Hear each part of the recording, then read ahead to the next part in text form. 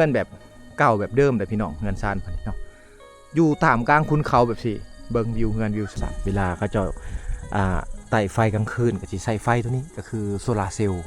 ทางหลังบ้านเขาเจ้านี่จะเป็นตลาดสำหรับเขาเจ้าอยู่ในเขตภูดอยหรือว่าอยู่ในเขตป่าแบบสิพี่น้อง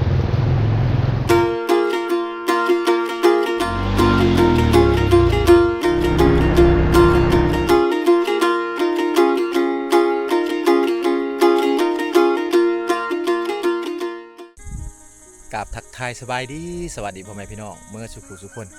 ยินดีต้อนรับทุกคนเข้าสู่ช่องบ่าวโหนดพะเลาะพี่น้องอีพีนี้บ่าวโหนดพาพ่อแม่พี่น้องมาที่เมืองสมวยแขวงสารวันแต่ว่าบ้านที่บ่าวโหนดมานี่บ่าวโหนดกับบ่ฮู้คือกันว่าเป็นบ้านหยังพี่น้องเนาะจะเป็นหมู่บ้านที่ว่าอยู่ข้างในเลิกพี่น้องข้างในเลิกอยู่ตามภูเขาพี่น้องเนาะหมู่บ้านในเขตนี้เขาจะอยู่ตามภูเขาเขามักสันโดษทางเขตนี้จะบ่มีไฟฟ้าบ่มีน้ำประปาเด้พี่น้องบ่มีสัญญาณโทรศัพท์เนาะเป็นหมู่บ้านที่ว่าติดกับชายแดนลาวเวียดนามนั่นเองเอาเดี๋ยวบ่าวโหนดจะพาพ่อแม่พี่น้องย่างเลาะๆเบิ่งบรรยากาศหมู่บ้านเพิ่นหมู่บ้านข้างหน้าเป็นหมู่บ้านแบบดั้งเดิมพี่น้องอันนี้เพิ่นน่าจะห้องว่าเถียงนาเพิ่นนะจะบ่แม่นหมู่บ้านจะเป็นเถียงนาหลายกว่าบ่าวโหนดคนในเขตนี่ส่วนหลายเขาจะมักมาอยู่ในไร่ในสวนเขาแล้วก็มาตั้งหลักปักฐานอยู่นี่เลยพี่น้องเนาะการเฮ็ดเฮือนเฮ็ดชานของเขาก็เฮ็ดเฮือนแบบชานแบบรุ่นเก่ารุ่นเดิมก็คือข้างหน้านี่พี่น้องเห็นบ่คือสิมาอยู่หลายปีแล้วแหละเนาะครั้งนี้เป็นครั้งทำอิฐที่ว่าบ่าวโหนดมากับบ่าวคุยบ่าวคมนะส่วนหลายบ่าวโหนดมาในชนบทนี่บ่าวโหนดต้องได้มีคนลึงแน่มีหมู่มีครูพามาแน่พี่น้องเนาะถ้าว่าเฮามาคนเดียวหลายก็บ่ได้มันอันตรายพี่น้องเนาะเพราะว่าทางเส้นทางเข้ามานี่มันยุ่งยากแน่ถ้าว่าเฮาจะเข้ามาคนเดียวนี่ก็รถเฮานี่ต้องร้อยนะต้องร้อยพี่น้อง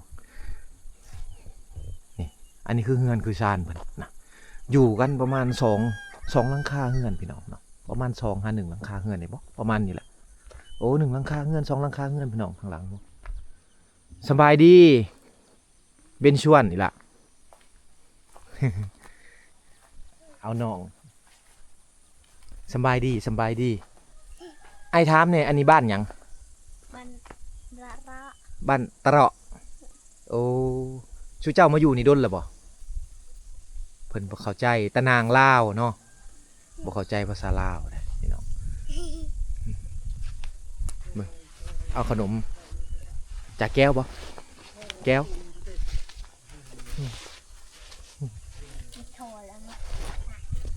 จากแก้วสบายดีพ่อบันชวน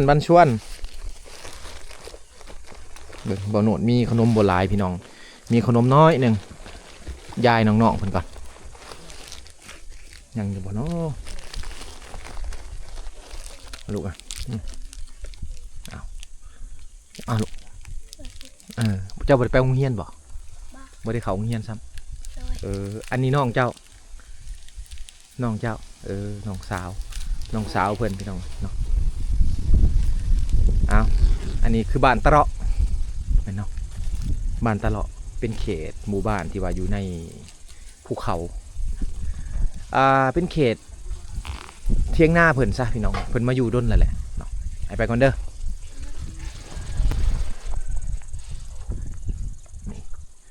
ข้างหน้านี่จะเป็นเฮือนซานเพิ่นบ้านตะเราะนี่เป็นบ้านหนึ่งที่ว่าอยู่ข้างในขุนเขาพี่น้องแต่ว่าเพิ่นมาอยู่เนี่ยคือเที่ยงไร่เที่ยงหน้าเพิ่นชาวบ้านเขาเจ้าจะบ่มีไฟฟ้าเด้อพี่น้องบ่มีน้ำประปาบ่มีสัญญาณโทรศัพท์เวลาเขาเจ้าไต่ไฟกลางคืนก็สิใช้ไฟตัวนี้ก็คือโซลาร์เซลล์เนาะ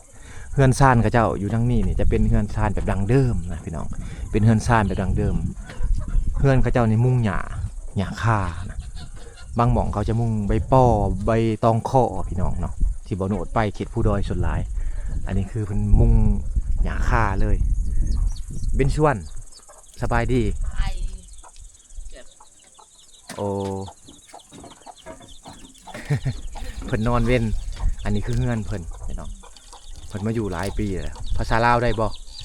กัดตะนางลาวได้โหยโอ้บ่ได้ภาษาลาวเด้อ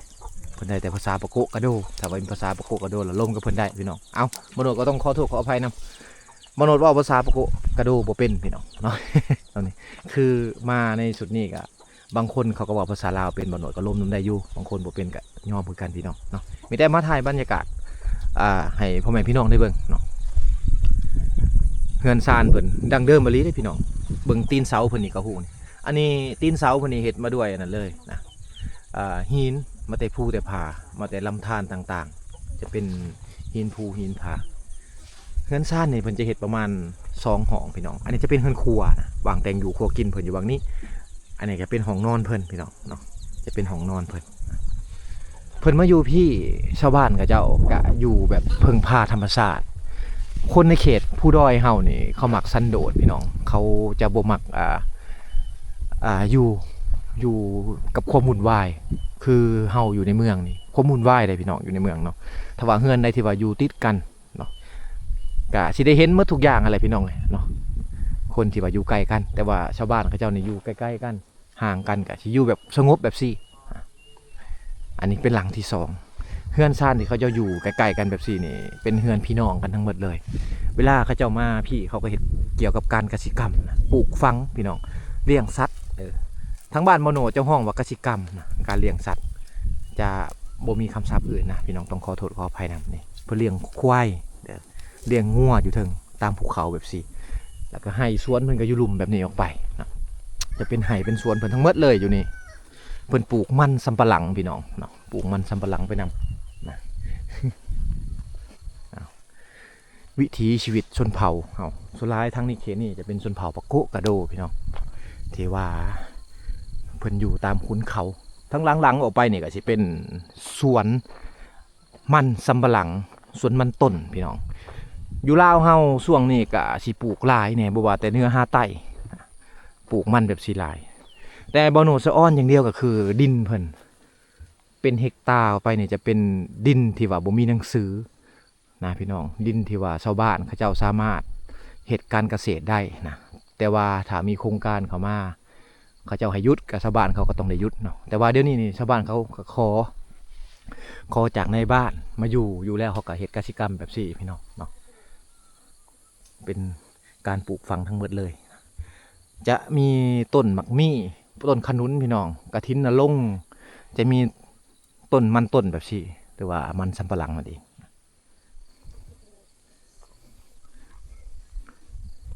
โอ้เฮือนซานพอนี่คักขนาดเลยนะ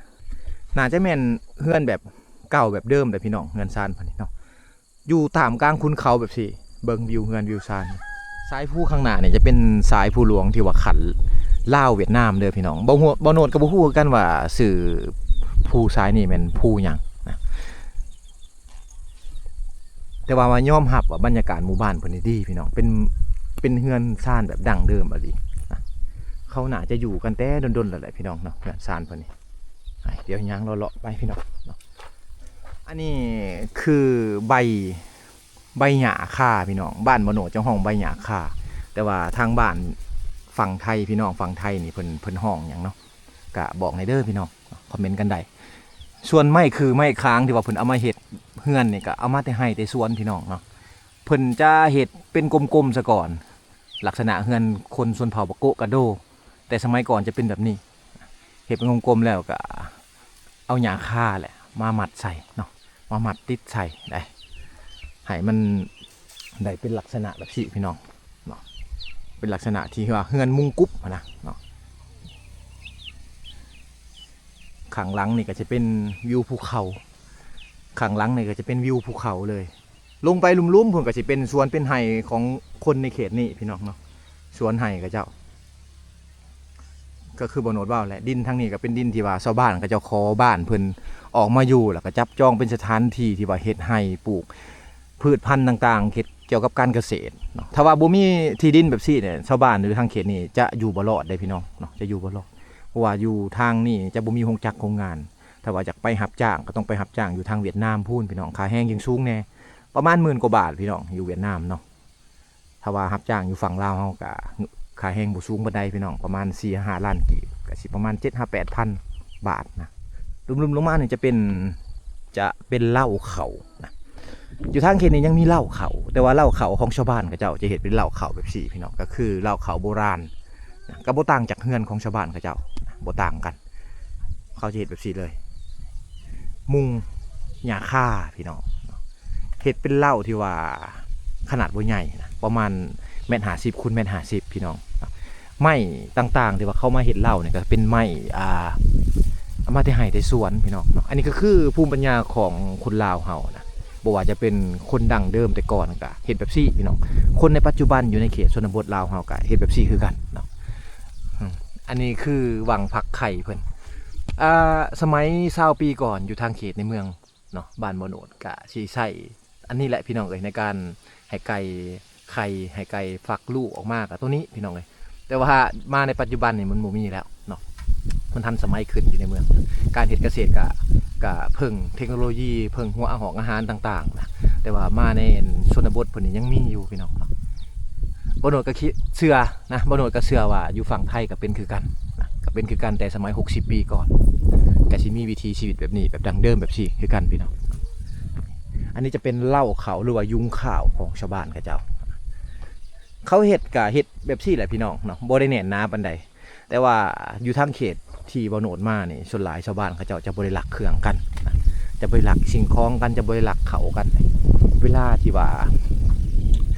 เขาเจ้าเฮ็ดเหล้าแบบซี่บ่มีใครกล้าลักย้อนว่า1ทางนี้เขาจะเข่งเรื่องศาสนาก็คือการนับถือผีเนาะผีนี่เป็นส่วนหนึ่งของชีวิตของเขาแหละพี่น้องในการนับถือเพราะว่าจะเฮ็ดยังก็ยาสร้างเฮือนเนี่ยเขาก็ต้องครอบ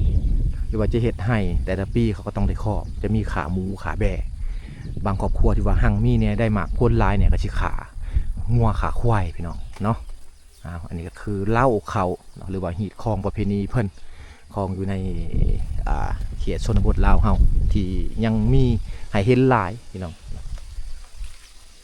โอ้แบบดังเดิมมาลีได้พี่น้องเลยเนาะนี่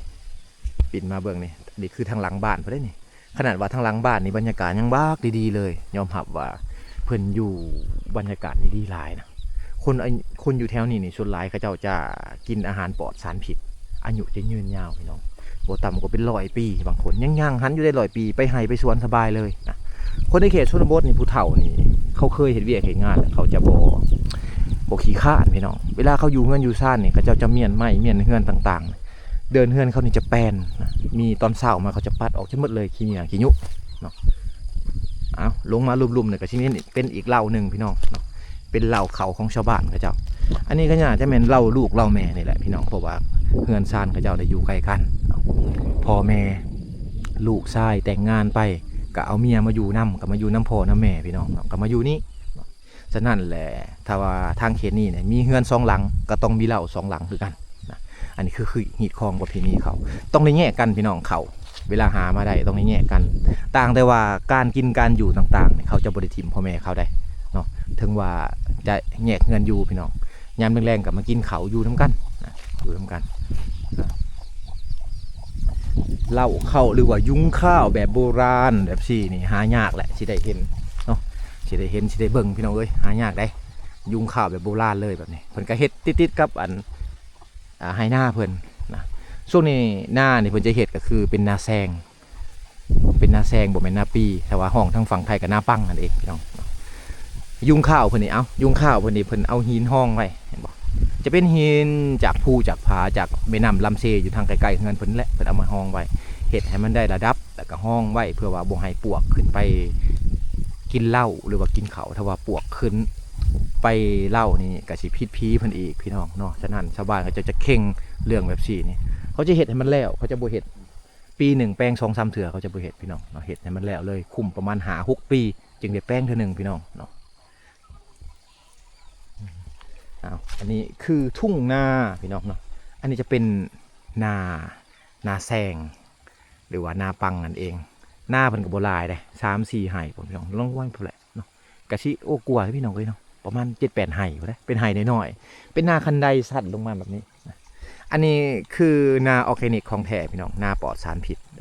ชาวบ้านเขาเจ้าจะใส่ขี้งัวขี้ควายแหละในลงไปในไร่เขาเจ้าในนาเขาเจ้าแบบซี่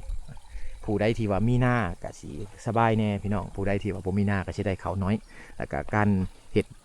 ให้ก็สิได้ปลูกเขาอยู่เทิงผู้ใดพี่น้องเนาะผู้เพิ่นมีหน้าเพิ่นจะไม่ได้เก็บเขา2 เทื่อพี่น้องต่อปีนึงคือนาแซงก็ได้เฮ็ดเนาะ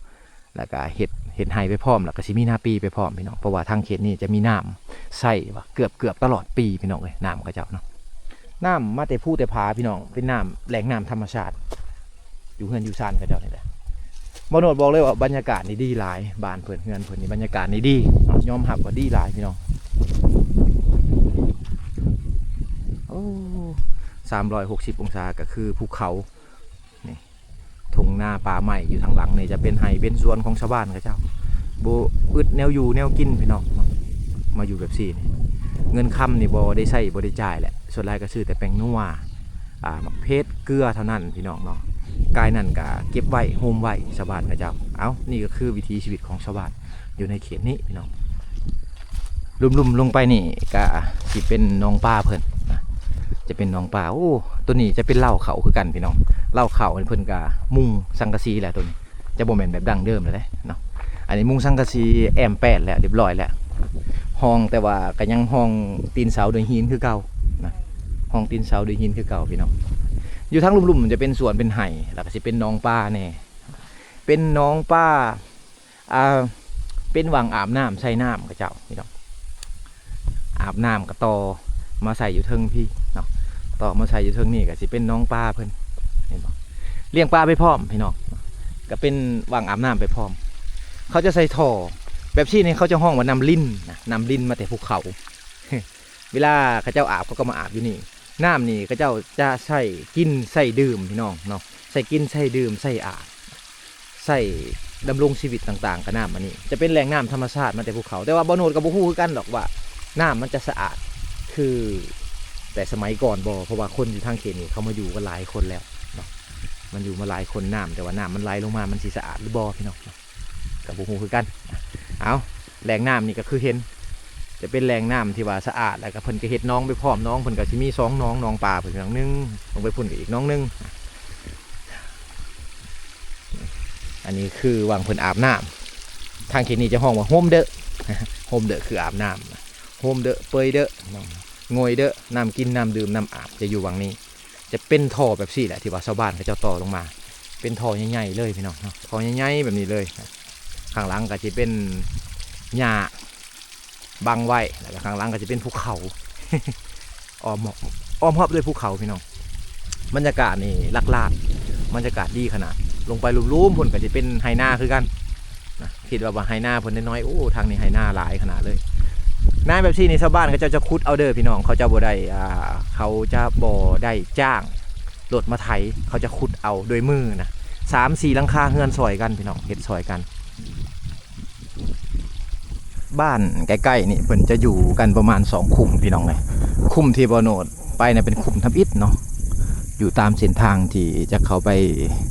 เวียดนามก็ได้เส้นทางนี้นะแต่ว่าคุ่มนี้บ่โนดอาจจะบ่ได้ลงไปถ่ายทำให้พ่อแม่พี่น้องได้เบิ่งนะบ่โนดจะมาถ่ายทำบรรยากาศเท่านั้นเพราะว่าหมู่บ้านเขาเจ้านี่เป็นหมู่บ้านที่ว่าบรรยากาศดีอยู่ท่ามกลางคุณเขาแบบสี่พี่น้องแล้วก็มีทงไห้ทงหน้านะ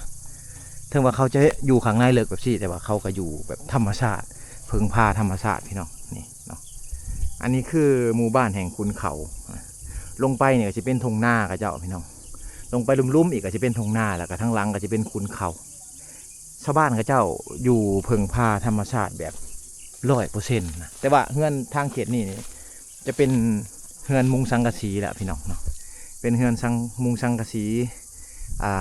แอมฟ้ากระแตะพี่น้องแต่ว่าอยู่ข้างในแบบซี่นี่จะบ่มีสัญญาณโทรศัพท์พี่น้องจะบ่มีไฟฟ้าบ่มีน้ำประปาคนอยู่เขตนี้เขาก็อยู่ได้เพราะว่ามันเป็นความชินเคยแน่เขาอยู่แต่โดนแต่พ่อแต่แม่พี่น้องรุ่นปู่รุ่นย่าเขาก็อยู่แบบซี่คนอยู่แบบซี่ถ้าถือว่าช่วงโควิดพี่น้องช่วงที่ว่ากักกันโรคต่างๆนี่เขาจะอยู่แบบสะดวกสบายเพราะว่าการไปตลาดเขาเจ้าจะบ่ได้ไปเลยตลาดเขาเจ้าการซื้อของอยู่ของกินเขาแม่นเขาเจ้าจะอยู่ตามป่าตามดงทางหลังบ้านเขาเจ้านี่จะเป็นตลาดสำหรับเขาเจ้าอยู่ในเขตภูดอยหรือว่าอยู่ในเขตป่าแบบสี่พี่น้องเนาะเป็นตลาดที่ว่าอุดมสมบูรณ์บ่ต้องซื้อบ่ต้องใส่เงินซื้อย่างเข้าไปนี่ก็ได้แนวกินออกมาเนาะเป็นสัตว์ก็คือหมวด